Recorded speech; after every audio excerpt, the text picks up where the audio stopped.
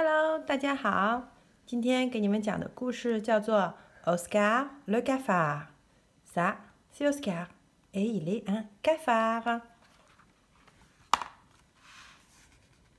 Si l'on appelait Oscar le cafard, ce n'était pas par hasard, car vraiment, il était tout le contraire d'un insecte joyeux. Jamais il ne souriait, rien ne l'amusait, même ses amis ne savaient comment l'égayer. Et lorsqu'on venait lui dire simplement bonjour, il répondait invariablement d'une voix grave « Si toutefois c'est un bonjour ». Oscar habitait un endroit comme lui, triste et sombre, qu'il ne quittait que très rarement pour aller manger. Un matin, dans une poubelle, il rencontra Patouche, la mouche.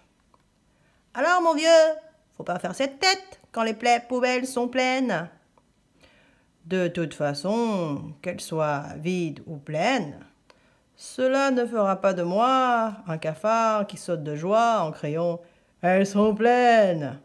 dit Oscar d'une voix sinistre. Puis, il grommela. « A-t-on déjà entendu une poubelle vous dire seulement « Bon appétit, monsieur Oscar. Vous reprendriez bien un peu de détritus, monsieur Oscar. » Non, qu'elles soient vides ou pleines, les poubelles restent toujours muettes. Et ça me rend triste à pleurer. « Va faire un tour au jardin des drôles de petites bêtes !» s'écria la mouche.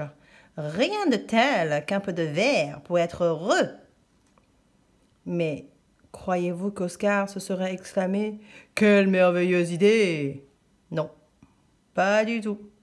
C'est à peine s'il sanglotait pas en disant qu'il avait horreur du verre. Néanmoins, devant l'insistance de Patouche, Oscar finit par aller, en traînant de pied, jusqu'à la porte du jardin. Mais une fois de l'autre côté, il se demandait déjà ce qu'il était venu faire. Soudain, il entendit au loin un bourdonnement précipité. C'était Mireille l'abeille. Elle semblait fort pressée de savoir si cet intrus en voulait à son miel. Quand il lui répondit que les cafards n'aimaient pas le miel, elle fut rassurée et lui proposa de visiter le jardin. Mireille l'abeille, quand elle vole, elle bourdonne. « Regarde la beauté de ces roses, et comme elles sont parfumées !»« Il est trop lourd, leur parfum. Elles me donnent mal à la tête, tes roses. »« Peut-être que tu n'aimes pas les fleurs ?» demanda l'abeille intriguée. « Oui, je n'aime pas les fleurs, et toutes ces choses qui poussent me rendent triste, car elles finissent toujours par se faner, dit-il en poussant un profond soupir. « Oh là là, mais je dois y aller !» s'écria Mireille. « Le travail n'attend pas. Et si je t'écoute encore, il va pleuvoir. Et je n'ai pas envie de me mouiller les ailes. Hein. »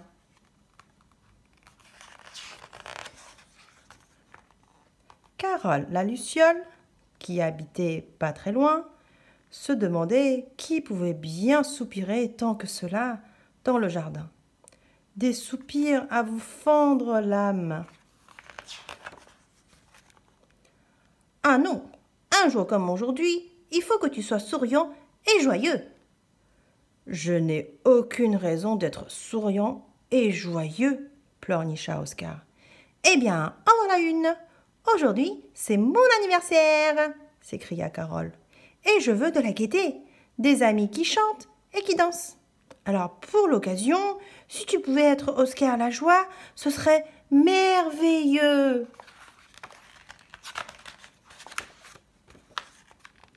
Mais Oscar semblait surtout préoccupé. Il n'avait pas de cadeau à offrir. « Il faut absolument que je lui donne quelque chose. Pendant un moment, il fut incapable de trouver quoi que ce soit. Puis, brusquement, il se mit à sourire, à rire et à sauter de joie. Voilà, c'était son cadeau, de la bonne humeur, plein les cœurs. Et vous, les enfants, aujourd'hui, vous avez donné la bonne humeur aujourd'hui autour de vous? Allez, souriez! Bonne journée!